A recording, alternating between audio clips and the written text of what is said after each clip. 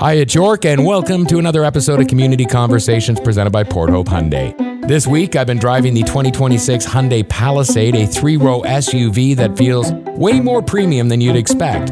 Smooth ride, spacious cabin, and a refined interior, this vehicle is built for long trips and daily drives alike.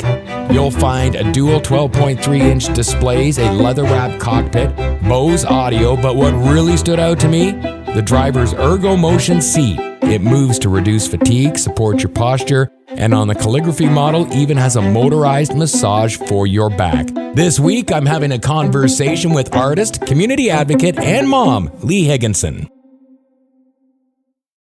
Well, Lee Higginson, thank you very much for taking the time to have a chat, a community conversation, as we like to call it. As we get started, tell me the Lee Higginson story, all about how you ended up in Northumberland County. Well, I've been here for 15 years, if you can imagine. Wow. It kind of flies. Time does fly.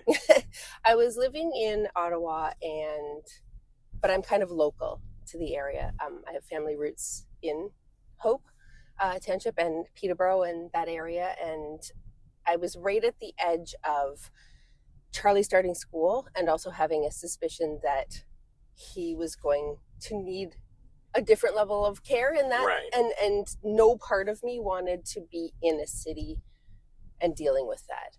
I wanted life to be as simple as possible heading into that. Is that a fear of getting lost?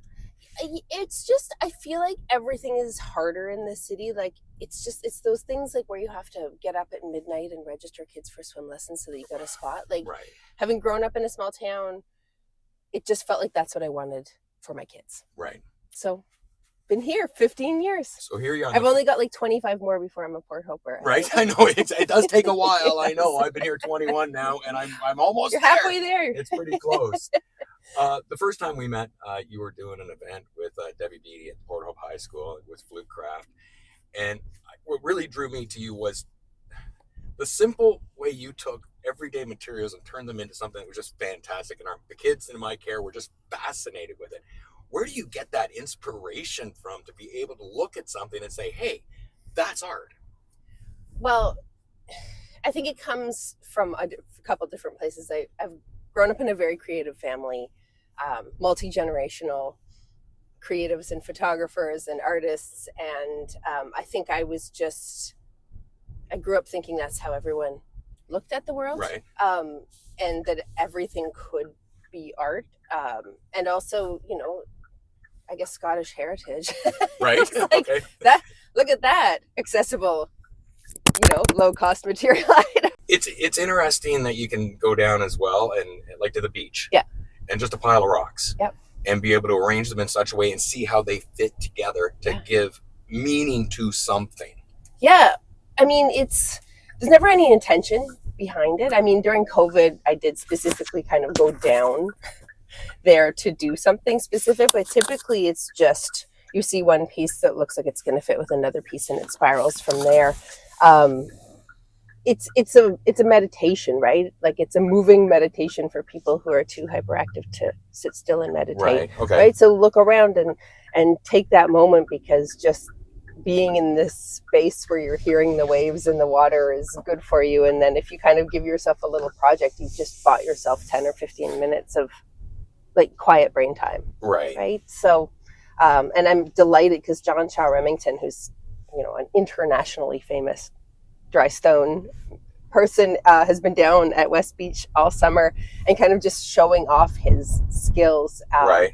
And it makes me so happy because he's such an inspiration. And now that other people get to find out there's this like master,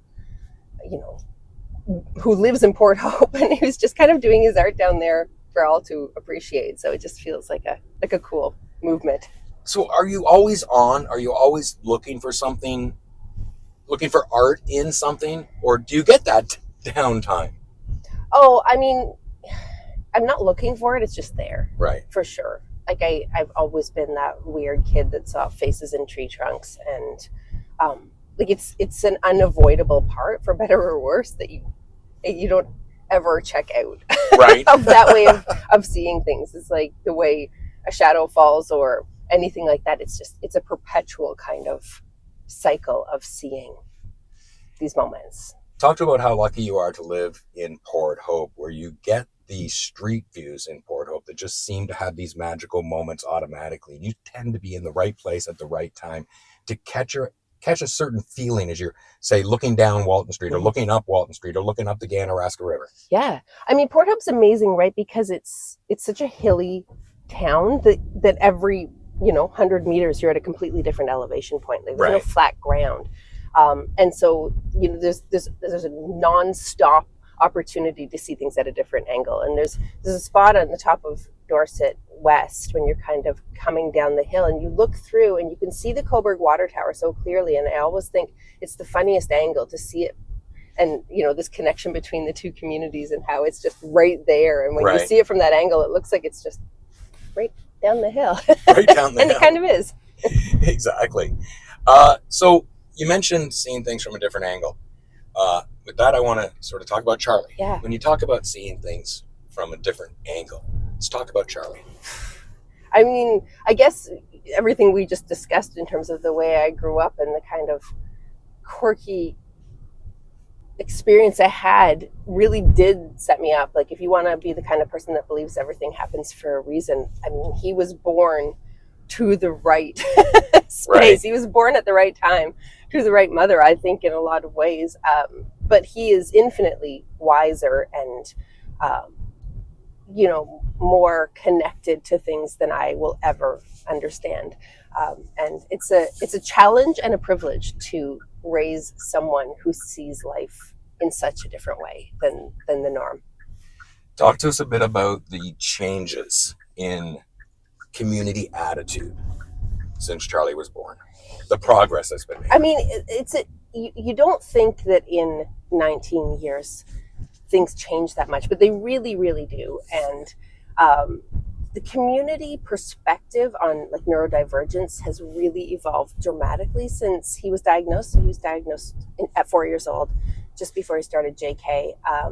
And, he's almost done high school now. And in that time, from my angle as, an advocate for a special needs kid, I have seen huge, huge changes, but some are better and some are worse. Right. So a community's overall comprehension of what it is to have, what that means. What is autism? What is neurodivergence? What is all of this? That is a huge increase in terms of just the general knowledge, but also then you have massive cuts in funding and resources being diminished to the point of non-existence. So those are kind of the two extremes that I've seen in my realm of existing inside that world.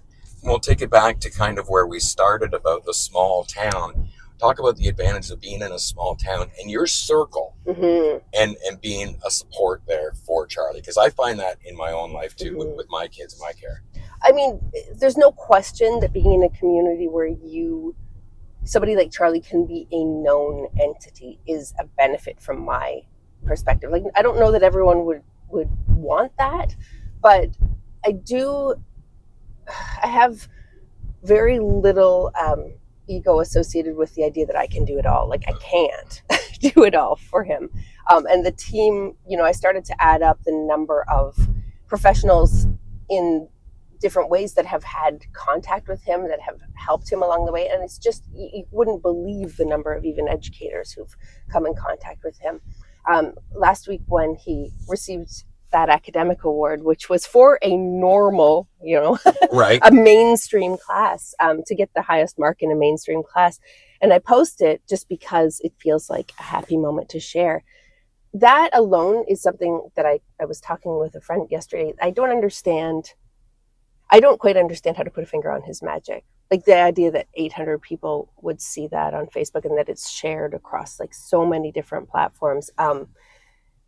Something about the essence of him and the pureness of his spirit that is a global connector. And I'm just so grateful there's so many people who just feel like they have a little piece of him and that they want to protect what it is that he represents here. And not being able to put your finger on that magic is magical in itself. It sure is. And I never will. Like, I don't expect to. And there's times he looks at me and he nods in this kind of knowing and slightly patronizing way, as if to say like, oh, you poor mortals, you know, one day you're going to get there.